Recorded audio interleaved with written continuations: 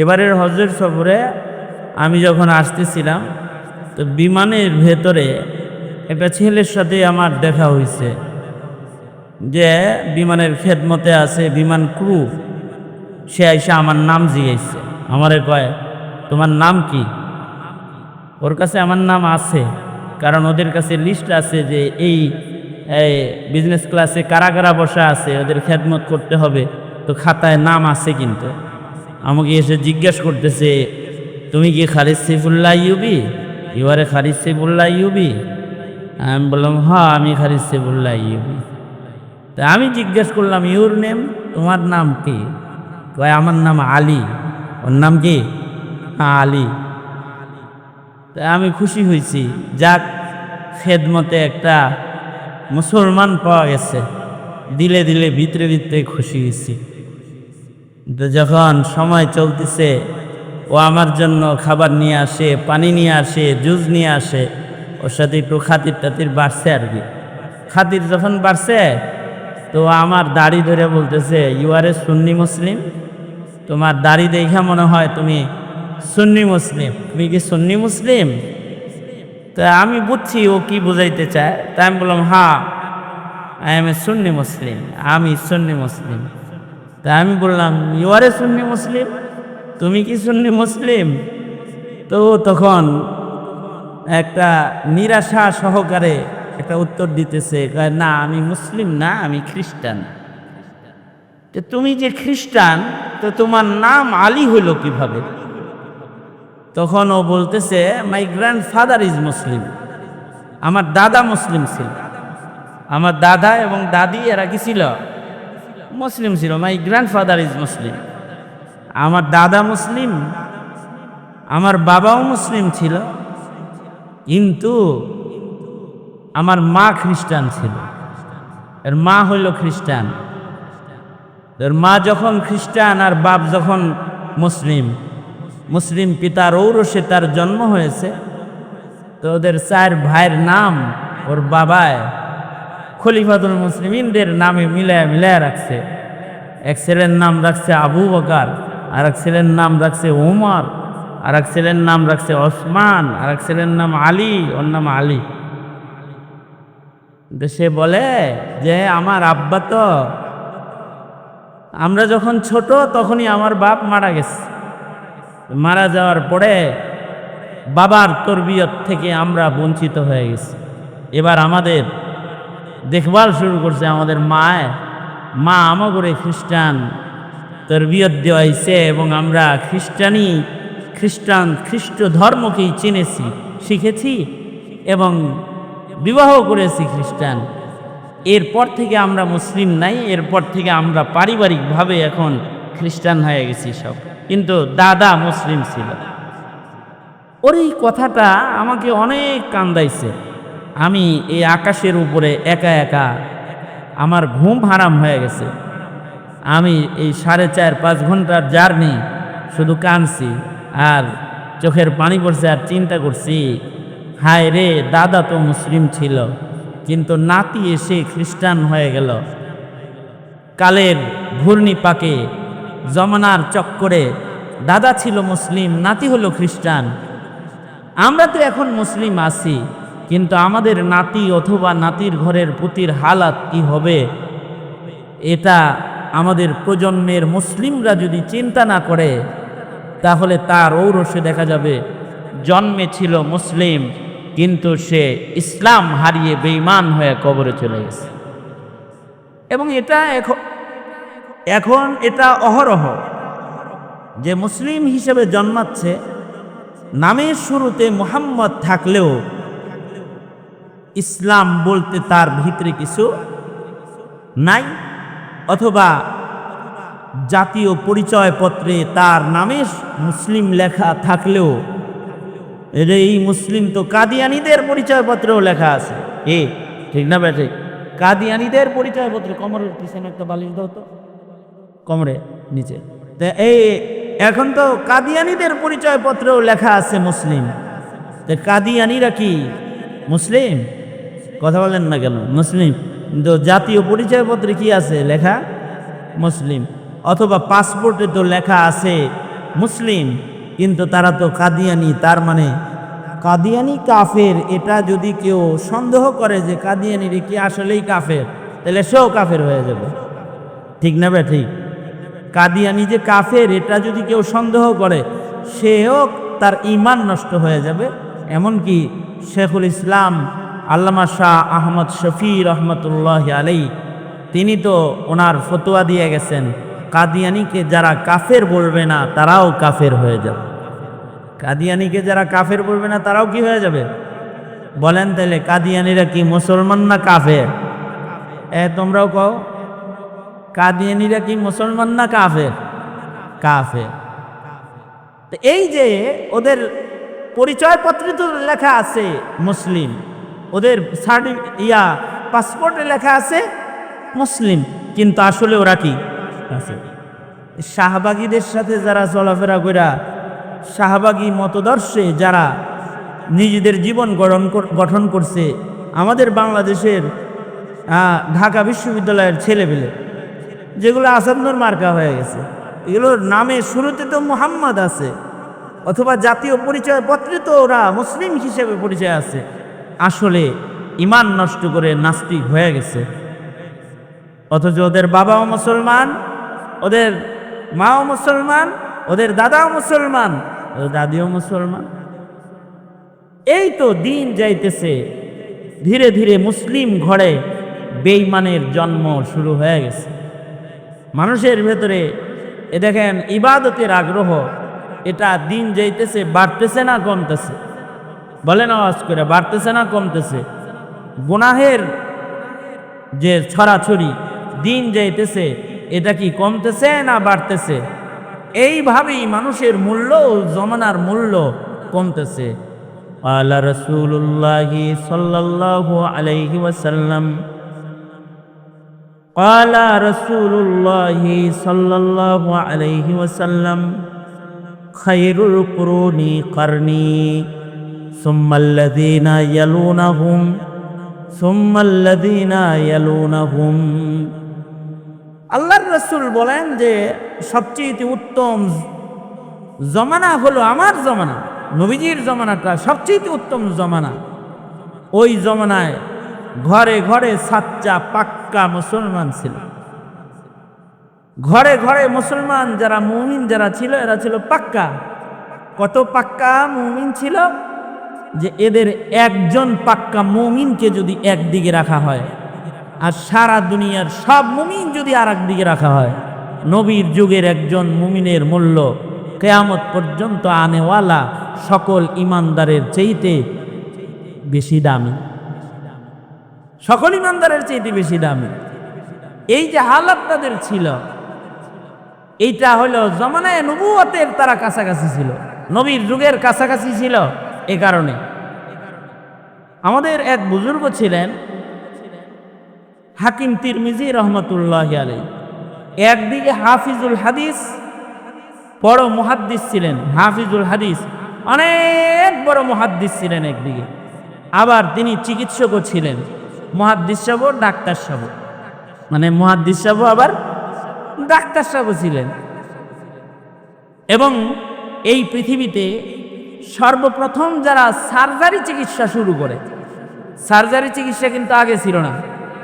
দ্বিতীয় বিশ্বযুদ্ধ, প্রথম বিশ্বযুদ্ধ, এই বিশ্বযুদ্ধ যেগুলো হয়েছে ওই সময় যে মানুষ যে হতাহত হয়েছে, ওই যুগেও কি ছিল না, সার্জারির এত ব্যাপক প্রচলন ওই সময় ছিল না। তবে কিছু কাটা ছিঁড়া, শিলি দেওয়া, এগুলো শুরু হয়েছে যেই যুগে, প্রথম যেই যুগে কিছু শুরু হয়েছে, ওই সময়ের মানুষ ছিলেন হাকিম তিরমিজি রহমতুল্লাহ আলাইহি। বলা হয় উনি প্রথম অপারেশন বিদ্যা মানুষকে শিখাইছেন, অপারেশন উনি শুরু করছেন। আশ্চর্য অপারেশন ছিল ওই জমানার অপারেশনটা। এত সুন্দর থিয়েটারও ছিল না তখন, এখন অপারেশন থিয়েটার, কত লাইট লুট লাগান না, এসি লাগান না, কত সুন্দর আয়োজন করে এখন থিয়েটার, অপারেশন থিয়েটার। এখানে অত্যাধুনিক অস্ত্র, একজনের দেহে যে অস্ত্র পাচার করা হয়েছে, এই অস্ত্রটা এমনও আছে যে যারা অধিক পরিমাণে অর্থ ব্যয় করে অপারেশন করে, তারা ওই আরেকজনের দেহে পাচার করেছে এমন অস্ত্র তারা নিজের দেহে পাচার করে না। তারা বলে যে আমাদেরকে একেবারে কারোর দেহে পাচার করা হয় নাই, অস্ত্র পাচার হয় নাই, যে অস্ত্রগুলা সেইটা দিয়া আমাদেরকে অপারেশন করবা। এত আধুনিকতা এখন। আর ওই সময় তো ধারালো ব্লেড দিয়া কাটটা অপারেশন করে আলাইত। এই গ্রামে গঞ্জেও এক সময় ধারালো ব্লেড দিয়া ফুরা টুরা কাটতে দিত, ঠিক না? এত থিয়েটার মিয়েটার ছিল না কিছু, যে বড় এক ফুরা হয়েছে, এটা গ্রামের হাতুড়ি ডাক্তার কি করতো, ব্লেড দিয়ে কাটতে সরাইয়া এই ডেটল টুটল দিয়া ধুইয়া ওষুধ দিয়া ব্যান্ডেজ করে দিয়ে দিত, যাও গা, বাস। এইরকম ছিল তো আগের অপারেশন। এই হাকিম তিরমিজি ওই সময় প্রথম অপারেশন করতেন। আশ্চর্য, ওই সময় রুগীগুলাও ভালো ছিল। এখনকার রুগীরে তো অজ্ঞান করা লাগে, তারপরে অপারেশন করে, তাই না? অজ্ঞান কইরা অপারেশন করতেছে। রুগী যখন অপারেশন হয় তখন সে এটা টের পায় না যে হেরা অপারেশন হয়েছে। আমারে 3বার অপারেশন করছে, এই 3বারই আমাকে ওই এই অজ্ঞান করে লইছে, অজ্ঞান করে তারপরে অপারেশন করছে। তো হাকিম তিরমিজি যে অপারেশন করতেন, উনি অজ্ঞান টজ্ঞান করতেন না, কোনো ডাইরেক্ট কাটা শুরু করে দিতেন। তবে কাটার আগে উনি নিজে রুগীর সামনে কোরআন তেলাওয়াত করতেন। ওনার কোরআন তেলাওয়াত শুনলে রুগীর ইমান বাইরে যেত। উনি জিকির করতেন তো রুগীও জিকির করত। তো হাকিম তিরমিজি রুগীরে বলতেন, তুমি আল্লাহর প্রেমে জিকিরে মশগুল হয়ে যাও। তো রুগী জিকিরে মশগুল হয়ে যেত। যখন জিকির খুব মানে মজার জিকির রুগী শুরু করে দিত, ওই সময় উনি আস্তে করে অপারেশন করে বলাইতেন। রুগী টেরও পাইতো না যে আমার অপারেশন হইতেছে, হে জিকিরে মশগুল রয়েছে। হযরত আলী রাদিয়াল্লাহু আনহু উনি যখন নামাজে দাঁড়াইছে, তখন যুদ্ধের মাঠে ওনার পায়ে বিধা তীর সাহাবীরা টাইনা খুলে আলাইছে। হযরত আলী নামাজ শেষ করে কয়, আমার তীর পায়ে লাগছিল যেটা, নবীজি বলছে তুমি নামাজে যখন দাঁড়াইবা টাইনা খুলতে, তুমি নামাজে খারাইছো না, তখন আমরা টাইনা খুলে আলাইছি। তার মানে নামাজরত আলীর পায়ের ভেতর থেকে তীর খোলা হয়েছে, হযরত আলীর খবরও নাই। জিকির করতেছে, অপারেশন চলতেছে, এরকম হইতো। আর অত দূরে যাওয়ার লাগবো কেন? এই জমানায় না এখন মুসলমানই আইছে অজ্ঞান করে লয়ে অবাস করে লয়ে কাটে। একটা সময় গেছে যখন আজাম ছাড়া মুসলমানের আর কোনো গতি ছিল না। হাজাম বেটারা এখন করে হাজামদের কাছেও ওই অবাস করার ইঞ্জেকশন থাকে, এরা অবাস করে লয়। কিন্তু এখন অবাস তো করে, কিন্তু আগের যুগে আরে আমগর যুগে তো অবাস মবাস কিছু ছিল না। তো মনে করেন যে 50 বছর আগে এই সময় কি আর অবাস টবাস কিছু ছিল? দাদায় ধরছে, কান টান ধরছে, চোখ টোক ধরছে, আর দাদার কোলে বইয়া রয়েছে, আর আজাম বেটাকে চালাইছে।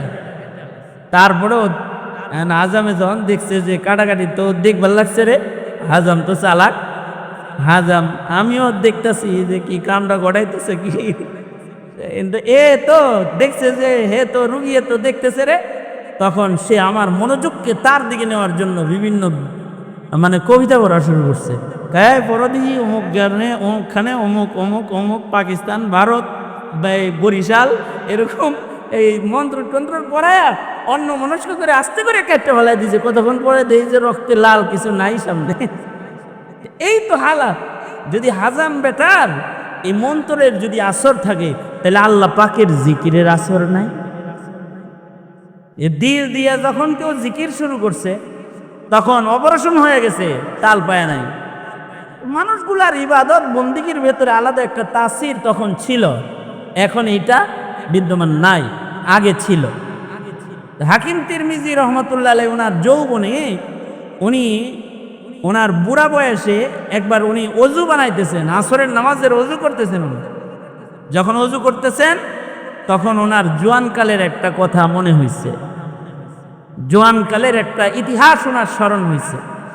জোয়ানকালে কি হয়েছিল, ইতিহাসটা কি? ইতিহাস হইল তখন উনি 80 বছরের বুড়া, জোয়ান বয়সের একটা ঘটনা ওনার মনে পড়ছে। 80 বছর বুড়া যখন, তখন উনি পিছনে চলে গেছে। যখন ওনার বয়স 30 বছরের যুবক, উনি ওই জায়গায় চলে গেছে চক্ষু বন্ধ করে। মিসওয়াক করতেছে তালে তালে, মনে করেন 50 বছর পিছে গেছে গা, নিজের জিন্দিগির 50 বছর পিছনে গেছে। 50 বছর আগে কি হয়েছে, উনি রুগী দেখতেছিলেন, হঠাৎ করে এক মহিলা রুগী ওনার চেম্বারে আসছে।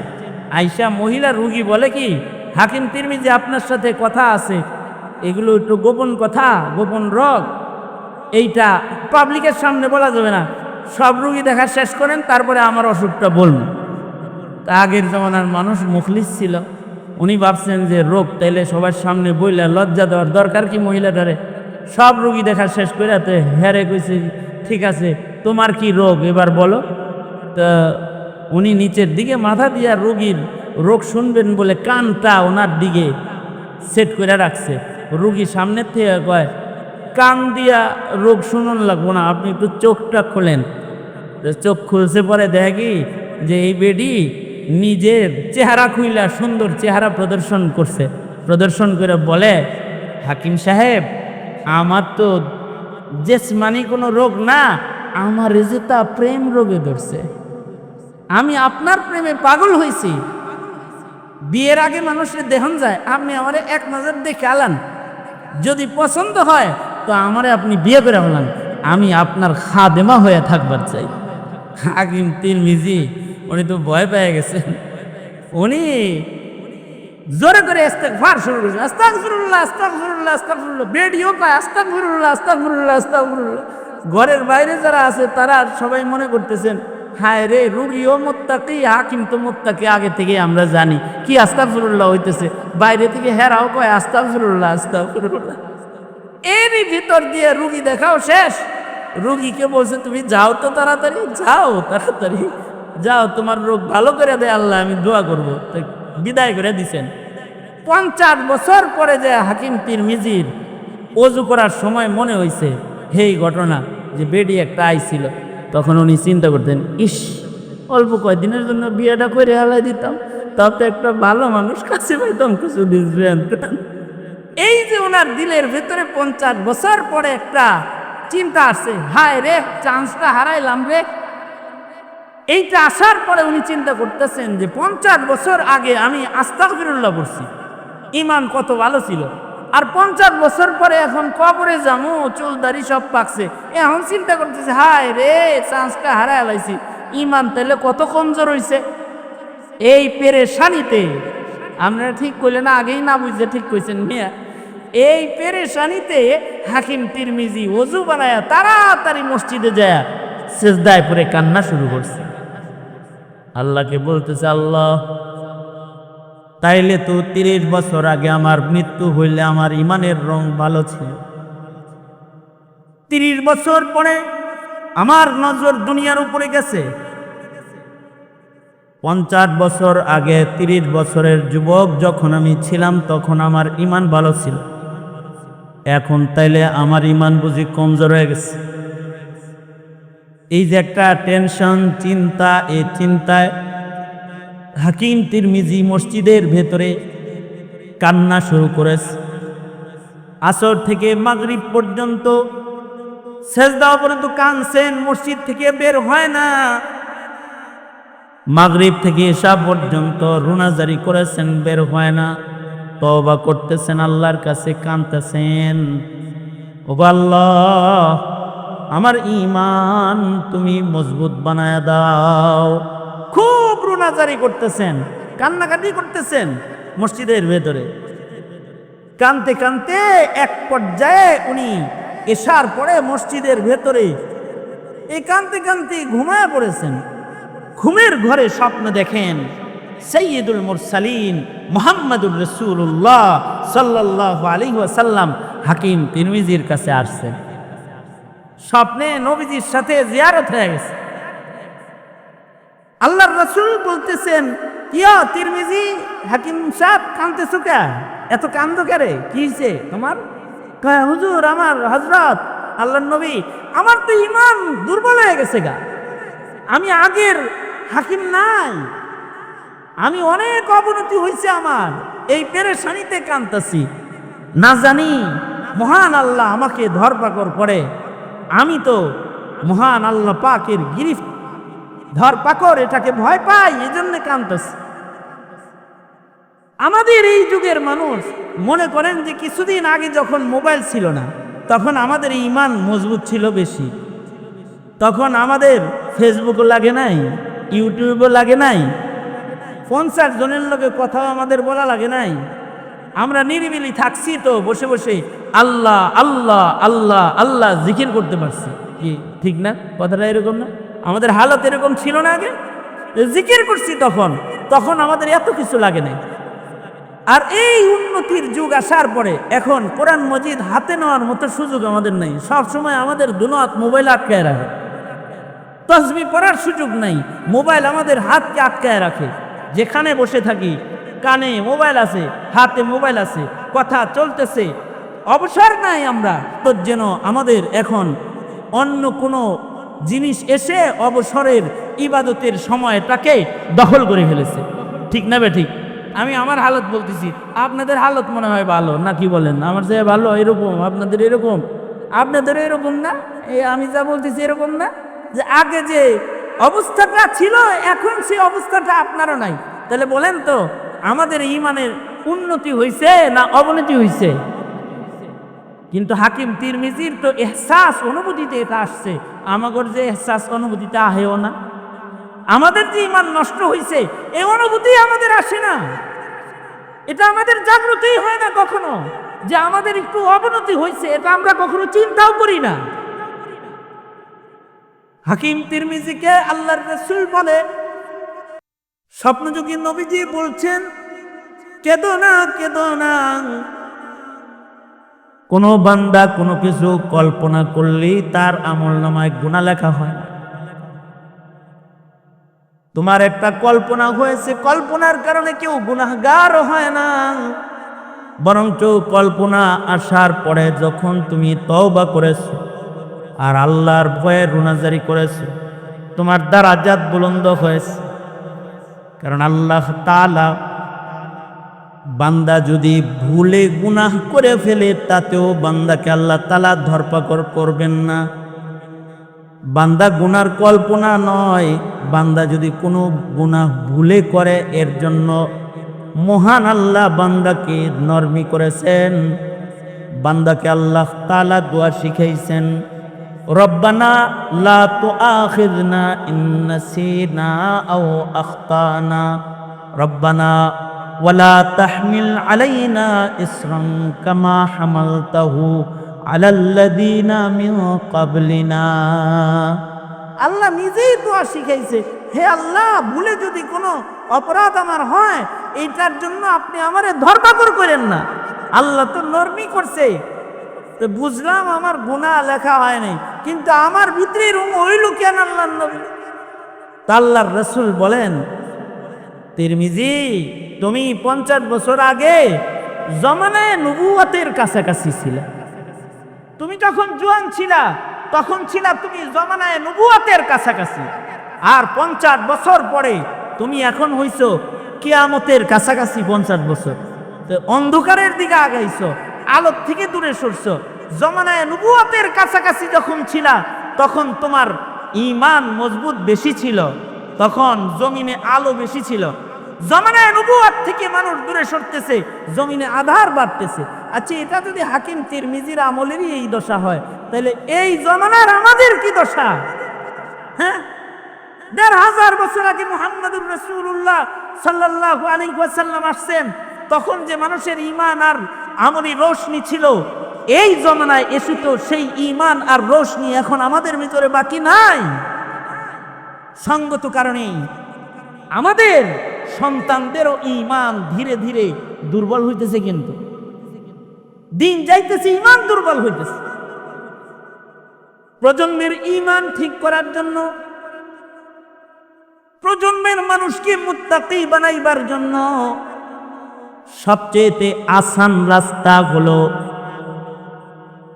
প্রজন্মের সন্তানদেরকে পুখতা পুখতা ঈমানদারের সোহবতে নিয়ে যেতে হবে, নেক মানুষের সান্নিধ্যে বসায় দিতে হবে।